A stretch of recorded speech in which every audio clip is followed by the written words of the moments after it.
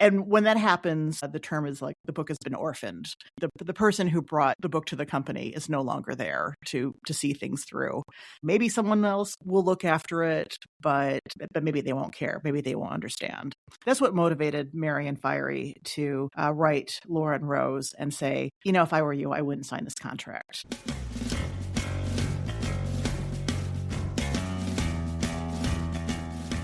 Welcome to Land of Laura, the podcast about all things Laura Ingalls Wilder. Besides writing The Wilder Life back in 2011, Wendy McClure has worked in book publishing for almost 30 years. We heard from her on episode 6, and today she's back in the studio to talk about how the Little House books came to be in the brand new emerging world of children's publishing in the United States, and specifically the 4 editors who helped shepherd the series through. This is part 1 of 2. Wendy McClure, thank you so much for coming back to the studio. You said you'd come back to talk about children's publishing, and here you are. I did indeed, and here I am. Why don't you, for listeners, just orient them to your current job and how it relates to both your interest in and your professional life with children's publishing? Yeah. Well, I am a senior children's book editor, and I acquire and edit pretty much everything from picture books to middle grade and young adult novels. I've been doing this for about getting on 30 years now. And my previous job, and I was doing this for quite a while, I was the editor on the Boxcar Children's series, which it's been around forever. And it's been, continued by ghostwriters. And what was also cool about that series is that I worked with Patricia McLaughlin, who wrote Sarah Plain and Tall, and because she had written a prequel to the Boxcar Children. And so I worked with her on that. And now I edit some folks. There's Jen Kalanita is an author whose book Isle of Ever just came out last year, and I think it's just about to come out in paperback.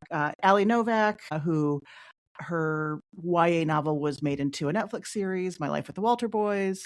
Oh, nice. Yeah. And Natalie Richards, who is a YA author who a book we worked on together won the Edgar Award this year.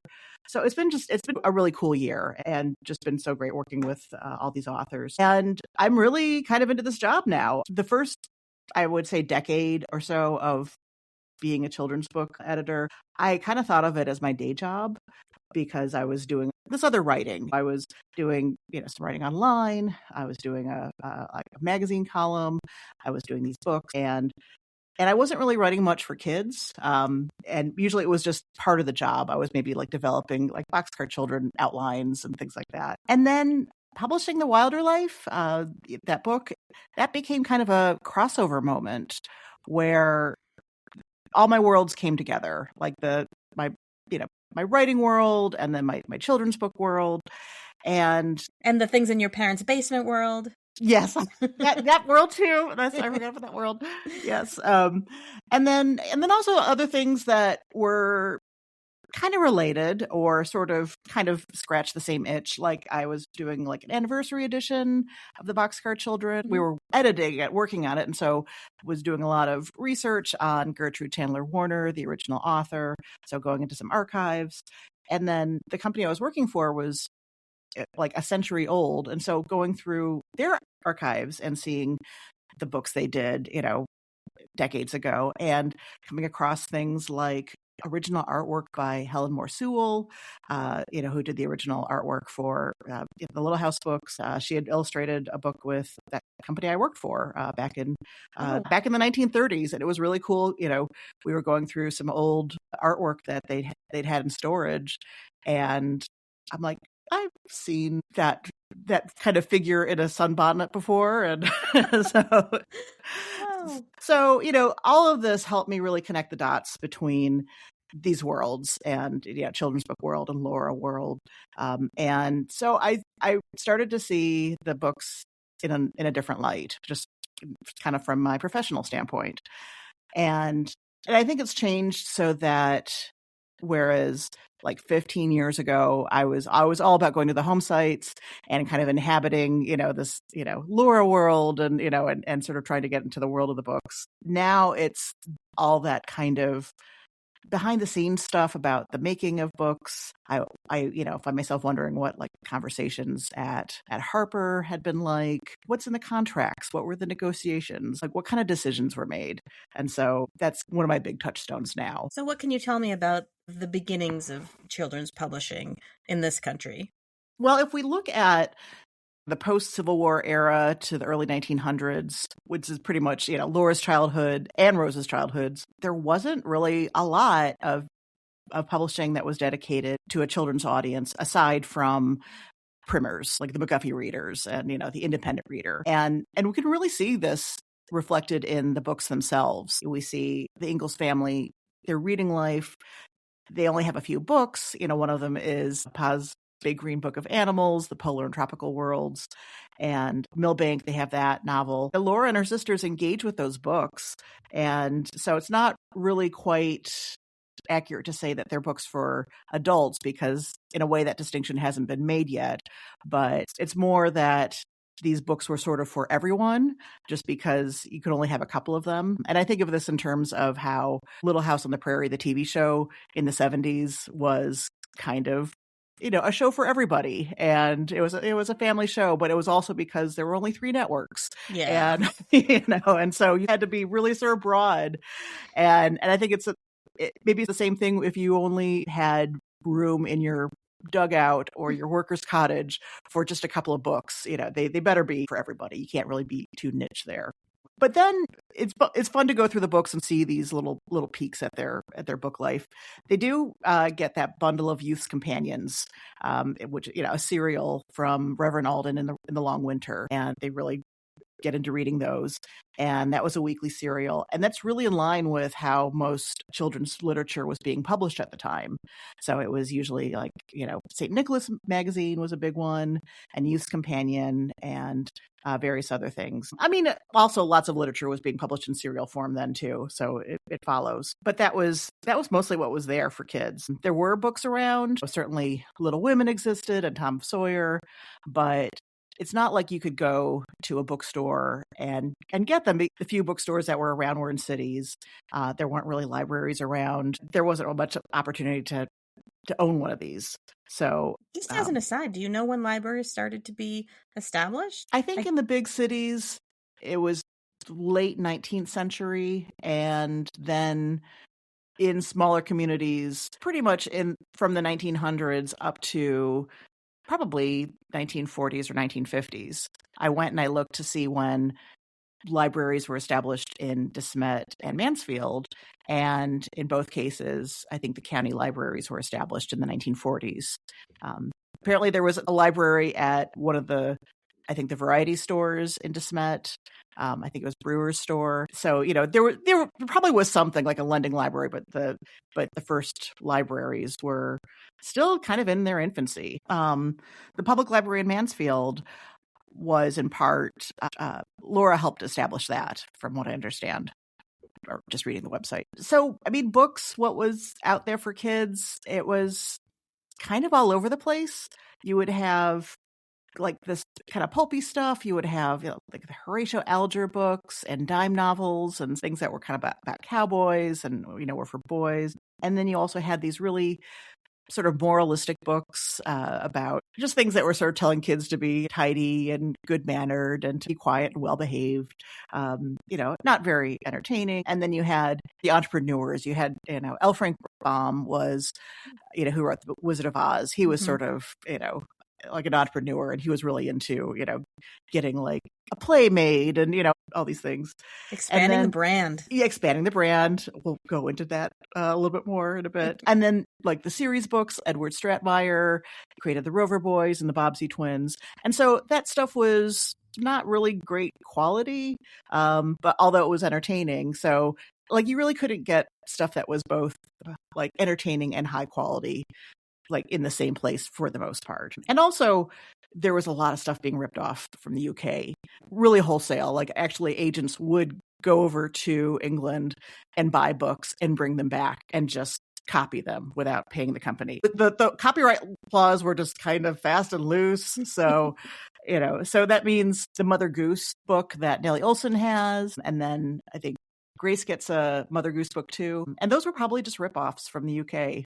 They probably looked okay, but, they were probably really old and dated. And so there wasn't much happening that was really good stuff, and there really weren't a lot of opportunities. So when Laura first brought Rose some children's stories in 1919, Rose had said, there's really no opportunity to make a name with children's stories. And that had been true for the most part, but that was just about to change. So tell me how that changed. It really kind of started with World War I ending and this new sense that America was on the rise and coming into its own culturally. I think with that came this interest in we've got to build up the kids. We're interested in the moral and intellectual development of children and wanted to raise them right. A lot of it was about reading, but also there were things like the Girl Scouts and the Boy Scouts being established then. And then also this development with public libraries. They were still in their infancy, but a really big development was these children's rooms started to open up. Having a space for kids was really kind of like a revolutionary thing. And then around this time, Children's Book Week was an event that was specifically to champion reading. And that was set up by the guy who started the Boy Scouts. I forget his name, but, all part of the same thing. And then the head librarian at the New York Public Library, Anne Carroll Moore, who is an interesting person, and she kind of pops up in sort of this whole story too of early children's book history. She was super influential, and publishers would send her books to consider, and she had this big not approved stamp that she loved to use. She had her opinions. People really swore by her opinions, even though they weren't always they weren't always right. She didn't like Goodnight Moon. She thought it was really overly sentimental, just stuff like that. So her opinions didn't always bear out. Right, yeah. But, people really sort of followed what she said. She and other librarians were really leading the charge around this time to have better books for kids. So, a lot of it was a charge against, just all the crap, all the dime novels and stuff. But they also felt that publishers needed to do more. They needed to be more intentional about publishing great books for kids. And they also really felt they wanted to have an American children's literature tradition because there was so much stuff that came over from England, either whatever way it did, either bootlegged, or bootlegged or whatever. So, that was a big part of this movement. And then establishing the Newbery and Caldecott medals was also part of that too, to really sort of encourage the production of these really great American literary children's books. So publishers responded to that demand. And so that started at the end of the 1920s, and they started opening children's divisions. By the end of the 1920s, there were a bunch of names that we still know today, either as companies or as imprints. So, Macmillan, Dutton, which is now an imprint of Penguin, Knopf, Harper and Brothers, Harcourt Brace, Doubleday, a whole bunch of others. And so children's publishing, I think, doubled at that time to I think it was something like 1,000 titles a year. So suddenly this big surge. And the editors that these companies hired were women. Some had been women who were already working there. Some were early childhood educators, but then a lot of them were these children's librarians, or they'd gotten their start doing that. So suddenly there were all these women in the publishing industry, and they were giving, bigger roles. Though that doesn't necessarily mean that they were always taken seriously. I think you'll see, so kind of over the course of, this history, they would continue to be really underestimated. And in fact, when you kind of look at the account of the publication history of the Little House books, even Rose, I think, was really underestimating, what it would mean to publish, as she said, a juvenile book. I mean, actually, that was the term. Everyone called them juvenile books. Yeah. So. I know it does sound pejorative now, but that's... I know. Yeah. But it's a very old-fashioned term, and you see it all the time. I love to read old publishing correspondence and old rejection letters, and so just that sort of shorthand term. They'll be like, "I'm going to pass on your juvenile," and that's how we have to read it to ourselves. Yeah, yes. Juvenile. So late 20s, early 30s. This is around when Laura's writing Pioneer Girl. Yeah. So what happened is, we know this history, but I'll go over it.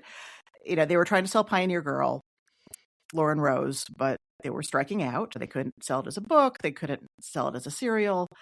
And then Rose made this sort of interesting pivot, probably influenced by a friend of hers, Berta Hayter, who, with her husband, they were illustrating children's books.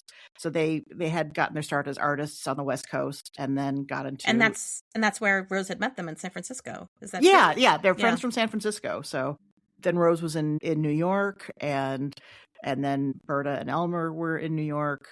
And they themselves were only a couple of years into this children's book career, but they were having a lot of success. So probably going on this advice from Berta, Rose took some pieces that she'd cut out from the Pioneer Girl manuscript, because I guess she was still kind of tooling around with it. And she'd cut out some parts that she thought had been too, juvenile or too young.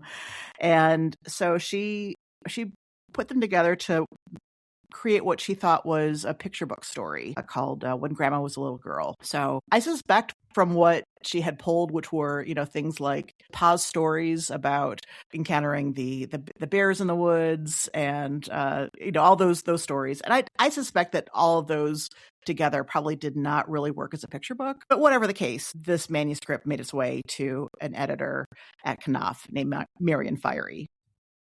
So let's talk about her. Woo! And I'm so glad to hear you say fiery, because I have been wondering if it's fiery or fiery, and I'm guessing that you would know. So thank you.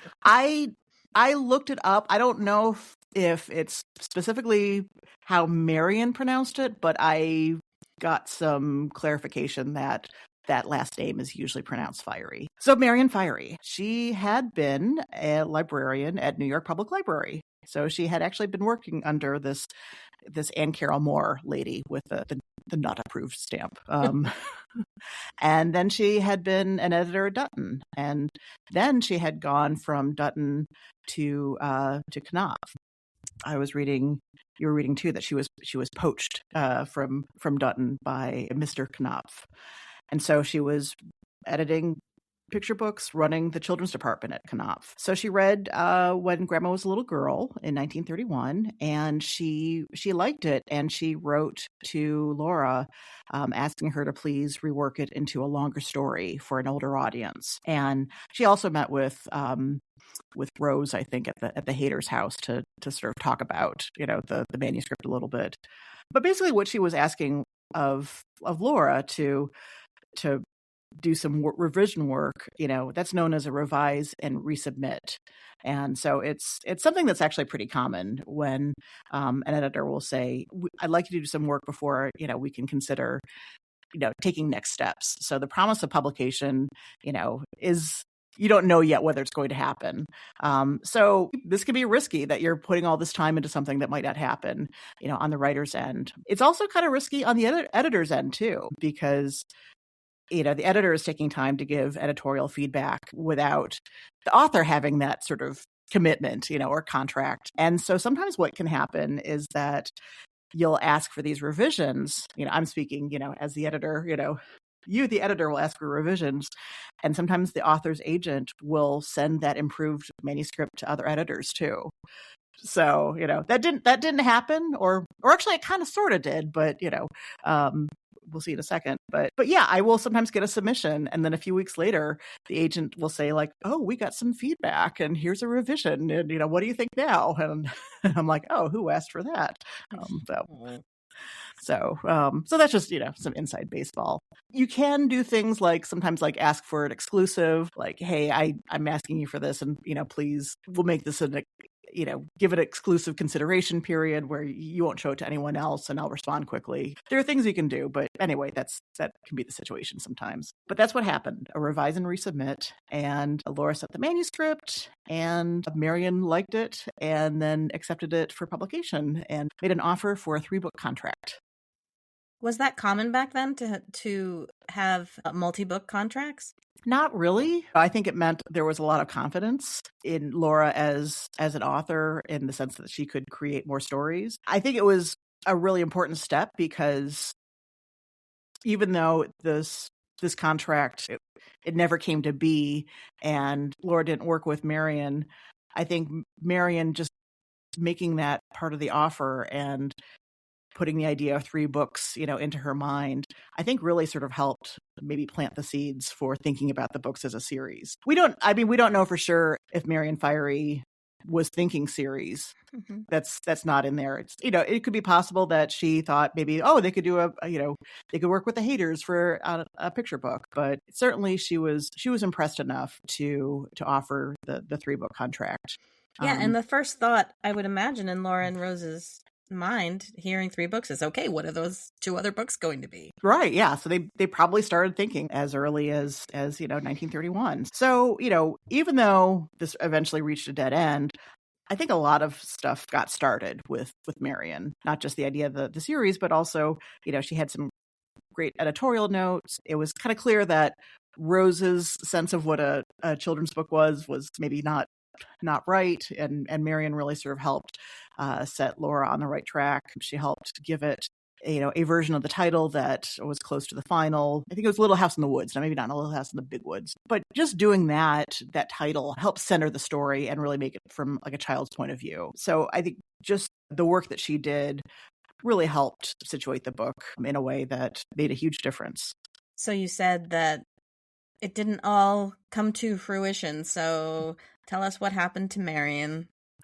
Well, the Depression happened, and a couple of months later, after the contract was drawn up and the agent was reviewing it, which is a common thing, Marion wrote them to say that the children's division at Knopf was being closed. All these divisions had been opened in the 1920s, and suddenly everyone was getting cold feet with the Depression.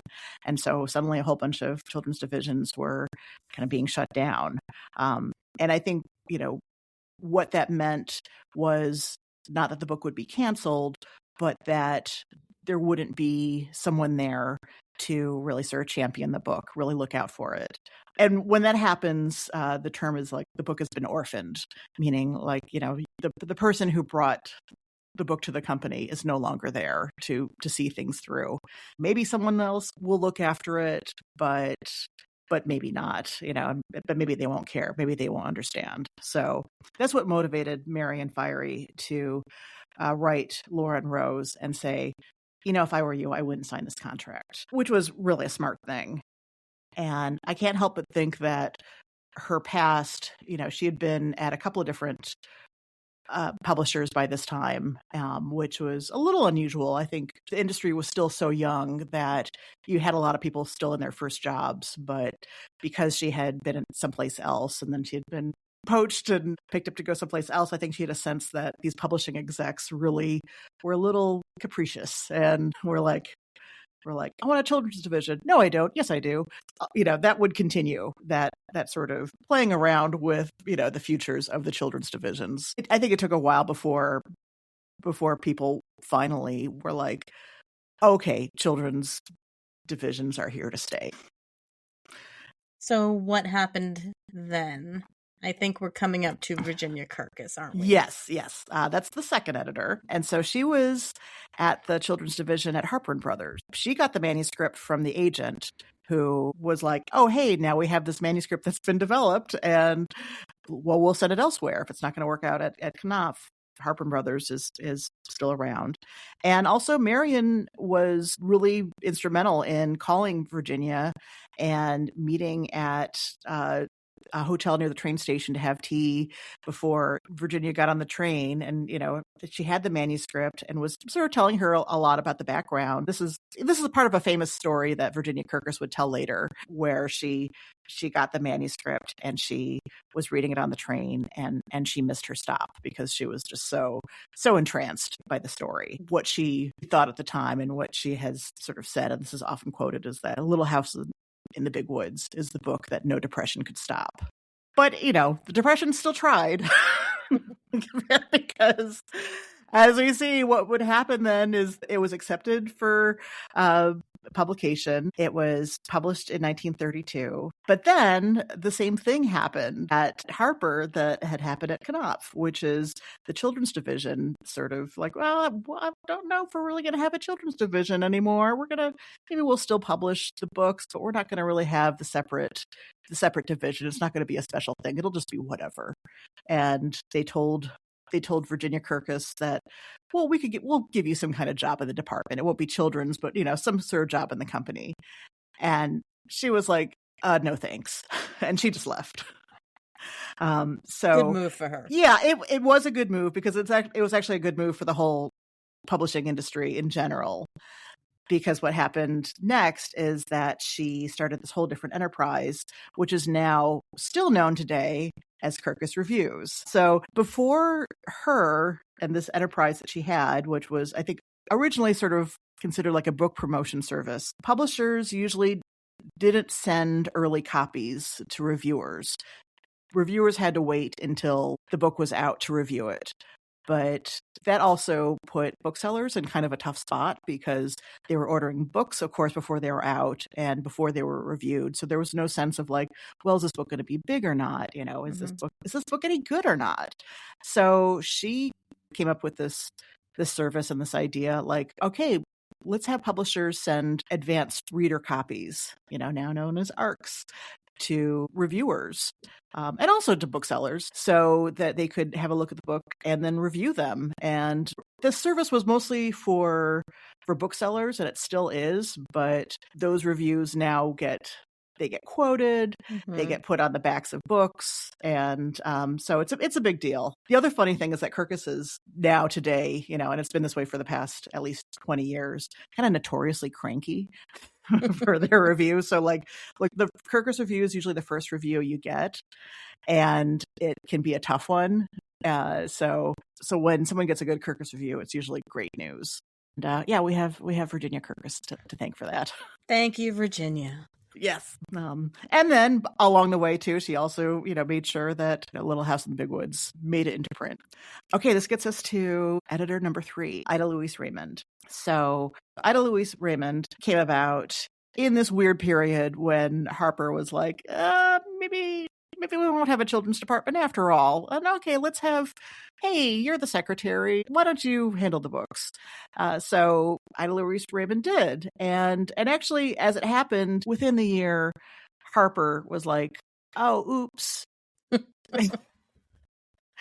Let's have a children's division after all. So they kind of, they kind of walked it back, This was happening at Harper, but it was happening in lots of other places. I found a Publishers Weekly article that was talking about like all the weird stuff that was happening. And it was such a confusing time, but somehow Harper prevailed and Ida Louise Raymond, was the editor. Only now she was rejecting the first draft of Farmer Boy. So, but that's a thing that happens too. The first book is always, you put a lot of thought into it. And then the second book, maybe you haven't worked on it as long. And so this thing about the second book being rejected, that actually kind of happens all the time. And so it was a revise and resubmit. It was a revise and resubmit. But, at the same time, I think they wanted to continue to work with Laura. But I think the conversation was like, well, we do want to do another book with you, but, this book needs more work before we can really move forward. And I think also all that uncertainty with the Depression, they really wanted to make sure that they were putting their best foot forward. So she worked on the book some more, to some extent with, Rose's help, as we know. And then they accepted it for revision, but then they offered a reduced royalty rate.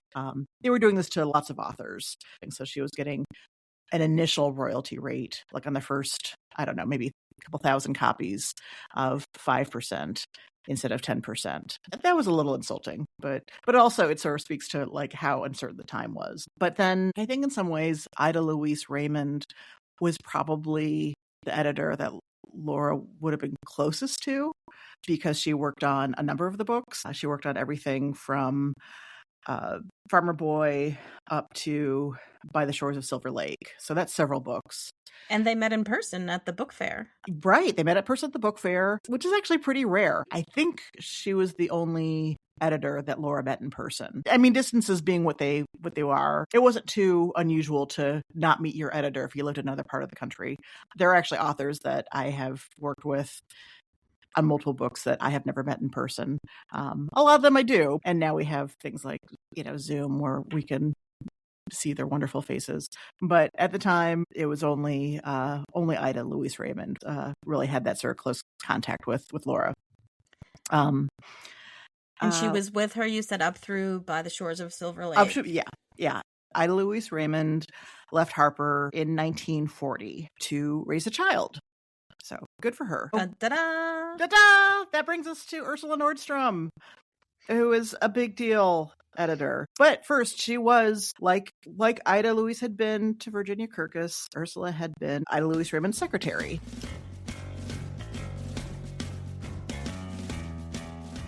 That's all for this episode, but tune in for part 2 when Wendy tells us all about the legendary Ursula Nordstrom, the release of the Garth Williams illustrated editions of the series, and the treatment of the Little House franchise up through the present day.